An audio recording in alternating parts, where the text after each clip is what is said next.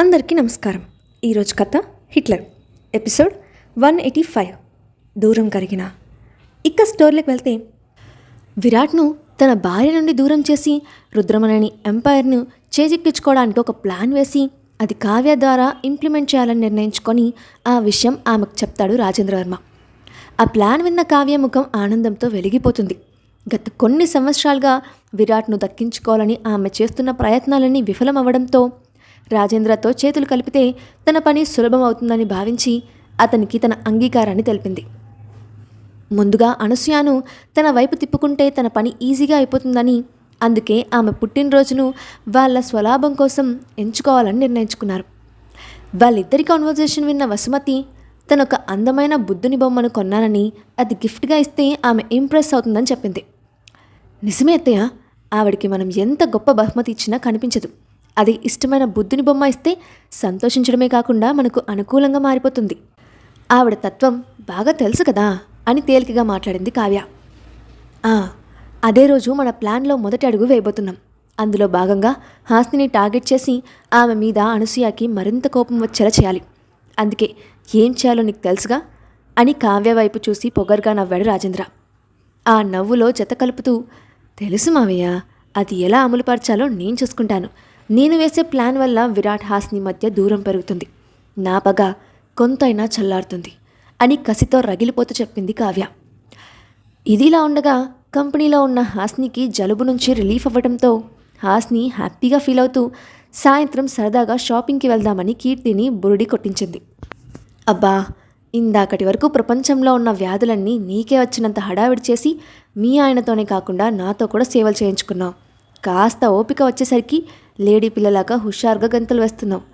నీకేం వచ్చినా బాధే, పక్క వాళ్ళని నిలబడనివ్వు అని విసుగ్గా అనుకుంది కీర్తి. అంతేలే, నీకు ఫ్రెండ్ అంటే బొత్తిగా ప్రేమ లేదు, ఊరికే విసుక్కుంటున్నావు. ఏదో డైవర్ట్ అవుదామని షాపింగ్కి రమ్మంటే నీ ఆస్తి రాయించుకుంటున్నట్లు మాట్లాడుతున్నావు. నేను అలిగాను పో అని బొంగమూతి పెట్టుకుంది హాస్ని. దేవుడా, దీనికి పెళ్ళైనా చిన్నపిల్లల చేష్టలు పోలేదు, అన్నింటికీ అలుగుతుంది అని తిట్టుకుంటూ, నీతో షాపింగ్కి వస్తాను కానీ ఆ ముఖం మార్చుకో అని కోప్పడింది కీర్తి. ఇంతలో ఆమెకు ఏదో ఇన్విటేషన్ కార్డు వచ్చిందని చెప్పి తీసుకొచ్చి హాస్ని చేతిలో పెట్టాడు ప్యూన్.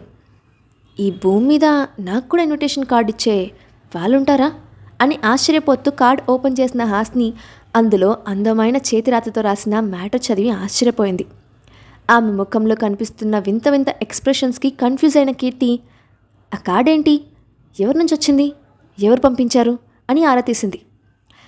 ఇది శ్రీ శ్రీ శ్రీ రుద్రమనేని అనసూయ గారి పుట్టినరోజు ఆహ్వాన పత్రిక. ఆ ఇంటి కోడలైన నాకు స్వయంగా నా భర్త గారైన విరాట్ వర్మ గారు రాసి పంపారు అని మనసులో బాధ సుడులు తిరుగుతూ ఉంటే అదో రకంగా చెప్పింది హాస్ని. ఆ మాటతో ఆమె మనసులో బాధ అర్థమైన కీర్తి ఓదార్పుగా ఆమె భుజం మీద చేయి వేసి, విరాట్ గారు ఏదో పనిలో ఉండి నీకు ఇలా ఇన్విటేషన్ పంపించినట్టున్నారు. మీరిద్దరూ ప్యాలెస్లో కలిసి ఉంటే ఈ పరిస్థితి వచ్చేది కాదు కదా. సర్లే, అవన్నీ ఆలోచించి మనసు పాడు చేసుకోకు అని అనునయంగా చెప్పింది కీర్తి. వాళ్ళు ఎలా పిలిచినా వెళ్ళక తప్పదు కదా. మాలో మాకు గొడవలున్నా సొసైటీ ముందు ఎక్స్పోజ్ అవ్వకూడదు అని నిర్లిప్తంగా అంది హాస్ని. 2 రోజుల తర్వాత వచ్చిన అనసూయ పుట్టినరోజుకి కావ్యత వెళ్ళడానికి సిద్ధమైంది రాజేంద్రవర్మ కుటుంబం. అయితే ఈసారి పార్టీ భిన్నంగా బిజినెస్ పీపుల్తో కాకుండా కేవలం కుటుంబ సభ్యులు మాత్రమే ఎంజాయ్ చేసే విధంగా పెద్ద ఫామ్ హౌస్లో అరేంజ్ చేసి ఏర్పాటు చేశాడు విరాట్. మోడర్న్గా ఉండే లాంగ్ ఫ్రాక్ వేసుకొని బార్బిడాల్లాగా రెడీ అయిన కావ్య ఆ ఫామ్ హౌస్లో కలర్ఫుల్ లైటింగ్తో అందంగా మెరిసిపోతున్న ఇంటిని అబ్బురంగా చూస్తూ ఉంటే విరాట్ చేసే ప్రతి పనిలోనూ రిచ్నెస్ ఉట్టిపడుతుంది. ఇంటినే ఇంత అందంగా అలంకరించారంటే ఇక పార్టీ ఏ రేంజ్లో ఉంటుందో ఊహించుకోవచ్చు అని కాంప్లిమెంట్ ఇచ్చింది వసుమతి.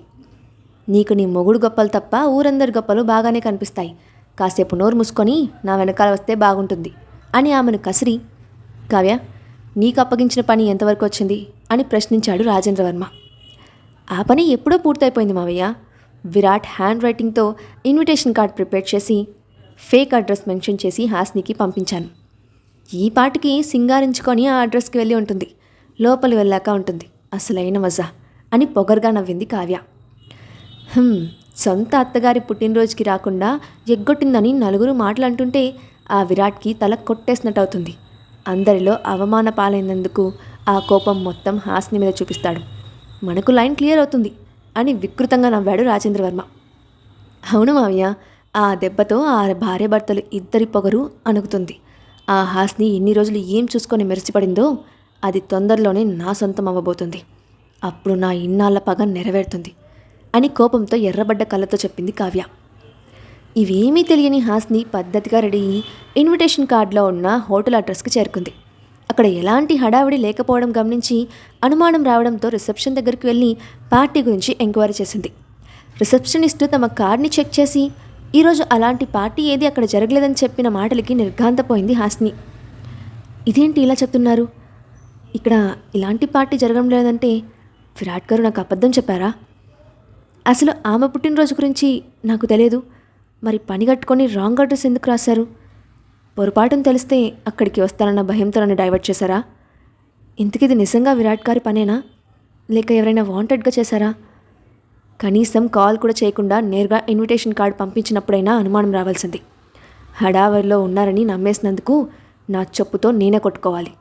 మంచితనానికి పోయినందుకు తగిన శాస్తి జరిగింది. తన తల్లి పుట్టినరోజు వేడుకలో భార్య లేదన్న బాధ ఆయనకు లేనప్పుడు నేను మాత్రం ఎందుకు బాధపడాలి అని కోపంగా అనుకుంటూ అక్కడి నుంచి వెళ్ళిపోయింది హాస్ని.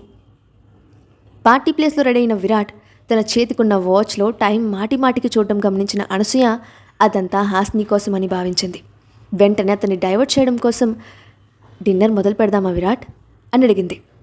అది గమనించిన కావ్య ఆమె మాటలు అందుకొని, అవును విరాట్, ఇప్పటికే చాలా ఆలస్యమైంది. పార్టీలో పెద్ద వయసు వాళ్ళు చాలామంది ఉన్నారు. లేట్ అయితే అరగదు. డిన్నర్ స్టార్ట్ చేస్తే బాగుంటుంది అని తను నలుగురి కోసం ఆలోచించే మనిషి అన్నట్టు బిల్డప్ ఇచ్చింది కావ్య. ఆ మాటకి ఆమెను పైనుంచి కిందకు చూస్తూ, నువ్వు పక్క వాళ్ళ గురించి ఆలోచించడం ఎప్పటి నుంచి స్టార్ట్ చేశావు?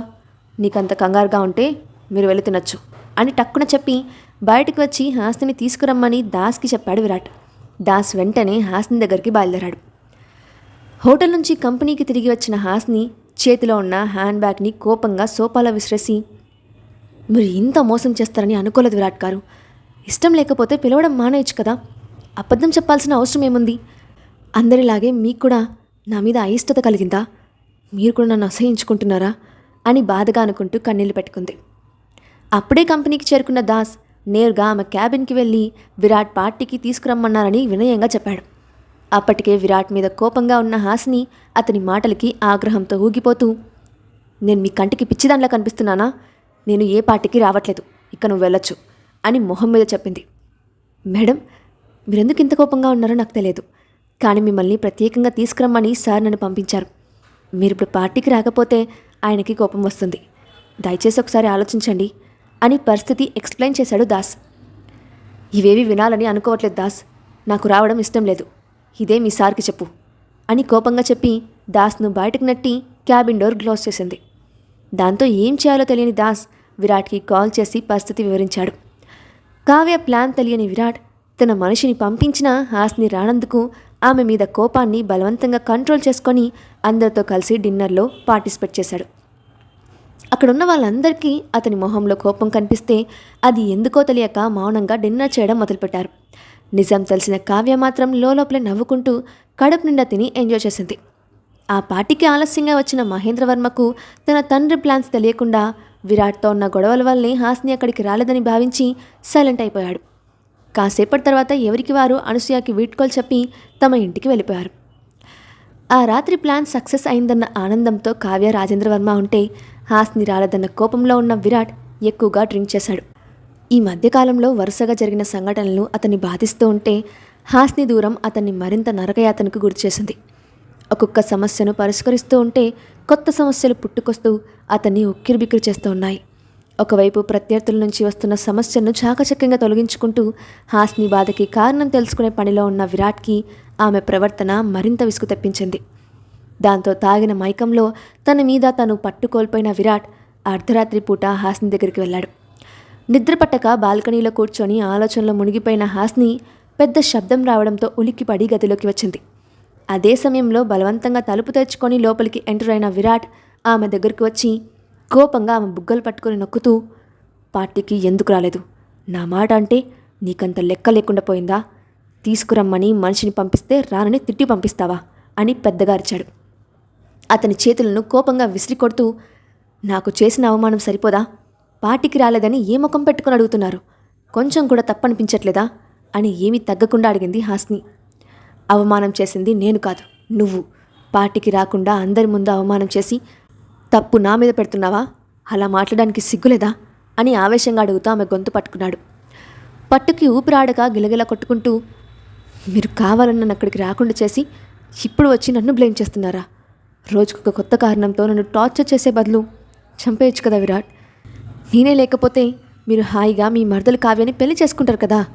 ఇప్పుడైనా మిగిలిపోయింది లేదు. ఏముంది, నాకు ఈ నరకం నుండి విముక్తి కలిగించండి. మీకు నచ్చినట్టు ఉండండి. ఇక భరించడం నా వల్ల కాదు, ప్లీజ్ అని అతనికి చేతులు జోడించింది. ఆమె మాటలకి గాయపడ్డ విరాట్ తక్షణమే ఆమె మెడ మీద తన పట్టును సడలించి ఆమె ముందు మోకాల మీద కూర్చొని, నేను టార్చర్ చేస్తున్నానా? మన పిల్లలని దూరం చేసి మోసం చేసింది నువ్వు కాదా? ఆ తప్పుకు నేను కోపం చూపించడం నేరమా? అసలు ఈరోజు మన ఇద్దరి మధ్య గొడవలకి కారణం నువ్వు చేసిన పని కాదా అని ఆమె కళ్ళల్లోకి ఆవేదనగా చూస్తూ ప్రశ్నించాడు. అతని కళ్ళల్లో బాధ ఆమె మనసుకి మెడపెడుతూ ఉంటే భరించలేక అతని మెడ చుట్టూ చేతులు వేసి గట్టిగా హత్తుకొని ఇన్ని రోజులు బాధ తీరిపోయేలా వెక్కి వెక్కి ఏడ్చింది హాస్ని.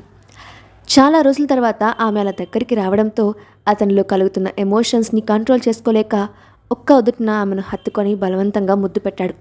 ఆ ముద్దులో అతని ఆవేశం తెలుస్తూ ఉంటే పెదవులకు అవుతున్న గాయాలను తట్టుకోలేక నొప్పికి అల్లాడిపోయింది హాస్ని. అరగంట పాటు ఆమెను ముద్దాడిన విరాట్ తలకెక్కిన మత్తు దిగుతూ ఉంటే స్పృహలోకి వచ్చి ఒక్కసారిగా ఆమెను వెనక్కి నెట్టి, ఐఎమ్ సారీ, నేను తాగున్నాను అని మారు మాట్లాడకుండా అక్కడి నుండి వెళ్ళిపోయాడు. అతని రాక్షస ముద్దుకి పెదవుల నుండి కారుతున్న రక్తాన్ని తుడుచుకుంటూ ఆవేదనతో, మీకున్నది ప్రేమో, పంతమో, కోపమో అర్థం కావట్లేదు విరాట్ గారు. ప్రతి క్షణం నన్ను కేర్ చేస్తున్నారు, అంతలోనే దూరం పెడుతున్నారు. ఇలా ఎన్ని రోజులు ఈ బాధను భరించాలి? దయచేసి చాలా తొందరగా నిజం తెలుసుకోండి. మీకు దూరంగా ఉండటం నా వల్ల కావట్లేదు అని బాధగా అనుకుంటూ ఆ రాత్రి గడిపేసింది. మరుసటి రోజు ఉదయం నిద్రలేచిన హాస్ని ఫ్రెష్ అప్ అయి వచ్చి పెదవి మీద ఉన్న గాయానికి క్రీమ్ అప్లై చేసి రెడీ అయ్యి కంపెనీకి వెళ్ళింది. లంచ్ టైంలో ఆమె దగ్గరికి వచ్చిన కీర్తి 3 రోజుల క్రితం వేసుకున్న షాపింగ్ ప్లాన్ క్యాన్సిల్ అవ్వడంతో ఈరోజు సాయంత్రం వెళ్దామని అడిగింది. ఆమెను బ్రతిమలాడి బుజ్జగించి కుదరక బెదిరించి మరీ ఒప్పించిన కీర్తి భోజనం ఏదైనా రెస్టారెంట్లో చేద్దామని పట్టుబట్టి ఆమెను తీసుకెళ్ళింది. కంపెనీకి దగ్గరలో ఉన్న ఒక ఫేమస్ రెస్టారెంట్లో భోజనం ముగించి షాపింగ్కి వెళ్ళిన వాళ్ళకి వసుమతితో కలిసి వచ్చిన కావ్య ఎదురైంది. కావ్య కొత్త ప్లాన్ ఏమైనా వేస్తోందా? ఆమె వల్ల హాస్ని కొత్త సమస్యల్లో పడుతుందా? విరాట్ ఎప్పటికీ నిజం తెలుసుకుంటాడు? నెక్స్ట్ పార్ట్లో చూద్దాం. ఈ స్టోరీ అప్డేట్ ఎలా ఉందో కింద కామెంట్ బాక్స్లో మీ ఒపీనియన్ని షేర్ చేయండి. అలాగే ఇలాంటి మరిన్ని స్టోరీస్ కోసం మా ఛానల్ని తప్పకుండా సబ్స్క్రైబ్ చేసి పెట్టుకోండి. Thanks for watching.